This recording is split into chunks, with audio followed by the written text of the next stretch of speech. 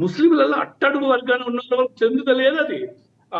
మా ఊర్లో దురేకులలో ఉంటారు. వాళ్ళకు కూడా ఏం ఫాలో చెందుతున్నాయండి? వాళ్ళను కేవలం వాళ్ళ బ్రెయిన్ వాష్ చేసి వాళ్ళని దుర్మార్గులుగా, వాళ్ళ రాక్షసులుగా తయారు చేయడానికి మదర్సాలు లాంటివి ఇవి వాళ్ళకు ఉపయోగిస్తున్నారు తప్ప, ఇప్పుడు ఒక వక్ఫ్ ప్రాపర్టీ ఉందంటే అది దేవునికి సంబంధించిన గుడి లాంటి ప్రాపర్టీ. దాన్ని అక్కడ వచ్చే రాబడిని పేద ముస్లింలకు ఇచ్చి వాళ్ళ అభ్యున్నతికి పాల్పడాలి గాని, ఇది కనబడ్డదల్లా నాదే, ఇది నాదే అని చెప్పేసేసి ఇవాళ ఓవైసీ తాకతెంత, ఓవైసీ బతుకెంత, ఓవైసీ ఆస్తి ఎంత.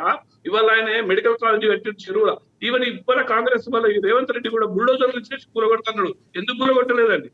సో ఇట్లా ఇంకా తప్పుల మీద తప్పులు చేస్తూ ఇంకా ప్రజలని వాళ్ళు వంచిస్తున్నారు. ఇది కాంగ్రెస్ చేసిన తప్పిదమే. నిజంగా మళ్ళా నాకున్న మేరకు, నా శక్తి మేరకు నేను ప్రజలకు పిలిపిస్తున్నా.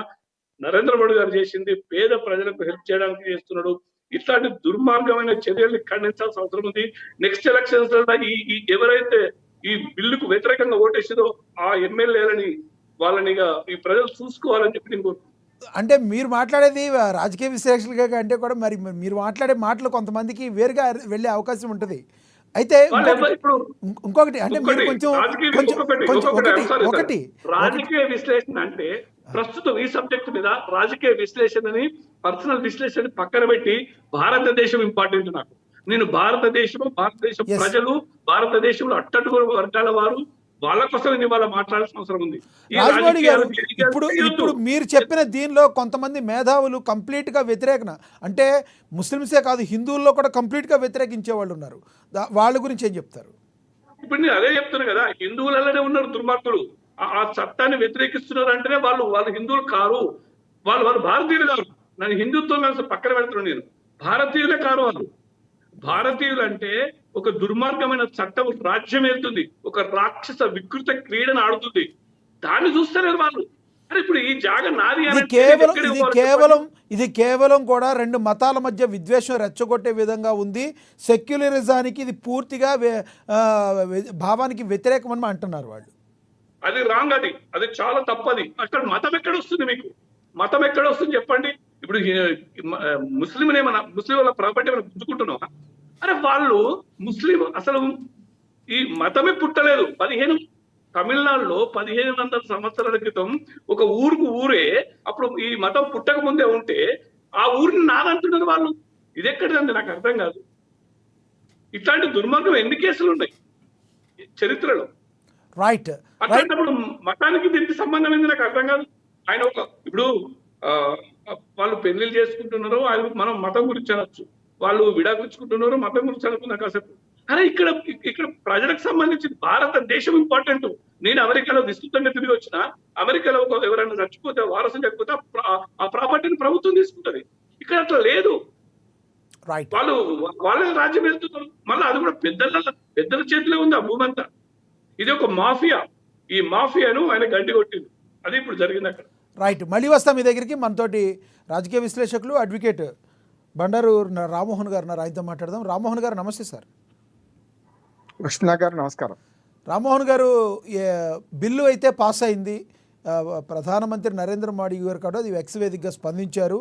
వక్ఫ్ సవరణ బిల్లును, ముసల్మాన్ బిల్లుకు పార్లమెంట్ ఆమోదం తెలపడం ఓ చారిత్రాత్మక మలుపుగా ఆయన అభివర్ణించారు. ఏమంటారు మీరు? రాజమౌళి గారితో విభజించడం లేదు, కానీ చివరి మాటతోనే ఏకీపిస్తుందండి. ఇక్కడ మతం ఎక్కడ ఉంది అక్కడి నుంచి మొదలు పెట్టండి. చాలా కరెక్ట్ అంటున్నాను. ఎందుకంటే ఒక న్యాయవాదిగా వక్ఫ్ చట్టం గురించే మాట్లాడదాం. అంతకు మించి మత విద్వేషాలు రెచ్చగొట్టాల్సిన అవసరం లేదు. రాజు కంటే రాజభక్తి, మన స్వామి కంటే స్వామి భక్తి చూపించాల్సిన అవసరం లేదు. వక్ఫ్ బోర్డుకు మతానికి సంబంధం లేదు. అది ఒక విషయం మాత్రం వారితో ఏకీపిస్తున్నాను. కానీ ఇతర అంశాలు దీన్ని జోడించడం వల్ల ఈ వాట్సాప్ యూనివర్సిటీలు, కాంగ్రెస్ వాళ్ళది, బీజేపీ వాళ్ళు రెండు చెప్తున్నారు. ఈ వాట్సాప్ యూనివర్సిటీలు ఒక దేశాన్ని రెండు ముక్కలుగా చేస్తున్నారు. అంటే అనుకూలించిన భక్తులు రెండు, కాంగ్రెస్ బీజేపీ. మీరు కూడా వాట్సాప్ యూనివర్సిటీ నేను చెప్తాను రాజమౌళి గారు, నేను మీకు అడ్డం రాలే, నేను చెప్తాను. వాట్సాప్ యూనివర్సిటీ ఎందుకంటే రెండు అంటున్నాడు కాంగ్రెస్ పార్టీ, బీజేపీ. దేశాన్ని నిట్ట నిలువున ఆ పక్కన ఉంటావా నాగన్న, ఈ పక్కన ఉంటావా నాగన్న అని విశ్లేషకులతో సహా చీల్చి పడేస్తున్నారు. నేను దీన్ని అంగీకరించాను. నేను పూర్తిగా ఈ చట్టాన్ని సమర్థిస్తున్న వాడిగా, ఎందుకంటే చెప్పకపోతే రాజమౌళిగా మళ్ళీ తొందరపడతాను. ఈ చట్టాన్ని సమర్థిస్తున్న వాడిగా బీజేపీ ఏ చట్టం చేసినా సమర్థించా, ఏ చట్టం చేసినా నేను విమర్శించా. అంటే విమర్శించా అంటే వ్యతిరేకం చేయాలి. చట్టాన్ని మంచి చెడ్డను బట్టి మనం అంచనా వేసుకోవాలి. ఉదాహరణకు 3 రైతు చట్టాలు బీజేపీ చేసినా సరే దాన్ని పూర్తిగా అంగీకరించినా నేను దానికోసం కొట్లాడినా. మంచి చట్టాలు, దుర్మార్గులు కాంగ్రెస్ వాళ్ళు పనిచేస్తున్నారు. ఇవాళ వక్ఫ్ చట్టం గురించి కూడా నేను బీజేపీ బీజేపీ అధికారంలో ఉంది, చేస్తున్నది. దీన్ని అంగీకరిస్తూనే ఈ రామ్మోహన్ 2 గారు, వర్గాలు రామ్మోహన్ గారు మీరు చెప్పే ముందు కొంతమంది మన ఆడియన్స్ కూడా అడుగుతున్నారు, ఈ వక్ఫ్ మీద కొంతవరకు అవగాహన లేని వాళ్ళకి అసలు వక్ఫ్ అంటే ఏంటి, ఆ సంస్థ ఆ బోర్డుకి సంబంధించిన దాని గురించి కూడా మొత్తం చెప్పండి, విశదీకరించి చెప్పండి. లీగల్ అకాడమిక్ డిస్కషన్ చేయాలి. ఇక్కడ నేను తొందరపడను. అటు పక్కన ఈ మంచోడు వాడు చెడ్డోడు అని మనం ఎవరు జడ్జిమెంట్ చెప్పడానికి ఈ చట్టం గురించి మాట్లాడు. అందుకని రాజగోపాల్ గారితో మిగతా అన్ని అంశాలు పక్కన పెడితే ఇది మతం ఎక్కడ ఉంది అనే కాడి నుంచి నేను ఏకీభవిస్తున్నాను. వక్ఫ్ చట్టం ఒక దేవాదాయ శాఖ భూములు ఎట్లనో వక్ఫ్ చట్టం ఆ మతానికి సంబంధించిన ఏవైతే ఆస్తులు ఉన్నాయో అవి సమాజ క్షేమం కోసం, అంటే సర్వశ్రేయ నిధి, కామన్ గుడ్ ఫండ్ గా ఉపయోగపడాలి. కానీ వారితో పూర్తిగా ఏకీభవిస్తున్నది ఏంటంటే రాజమౌళి గారితో దుర్మార్గంగా కొందరు పెద్దలు ముస్లింలు ముంచి ఈ చట్టాన్ని వాడుకుంటున్నారు కూడా అంటున్నారు. అక్కడికి వస్తున్నారు. అందుకని ఈ చట్టంలో లీగల్ అంశాలు చూడాలి తప్ప ఇది మతాల మధ్య పోరాటంగా చూడదు. మతం అంటే చెప్తాను నేను, షాబానో కేసులో అద్భుతమైన తీర్పు సుప్రీంకోర్టు ఇస్తే అది పర్సనల్ లా జోక్యం చేసుకున్నా సరే అది కరెక్ట్ అన్నాడు. క్రిమినల్ లాకు మతాలు ఉండవు. హత్య చేసి పారిపోయేటువంటి ముస్లిమా, హిందువా, క్రిస్టియనా, పిల్లల, పెద్దోడ కాదు, అందరినీ వారికి చేస్తారు.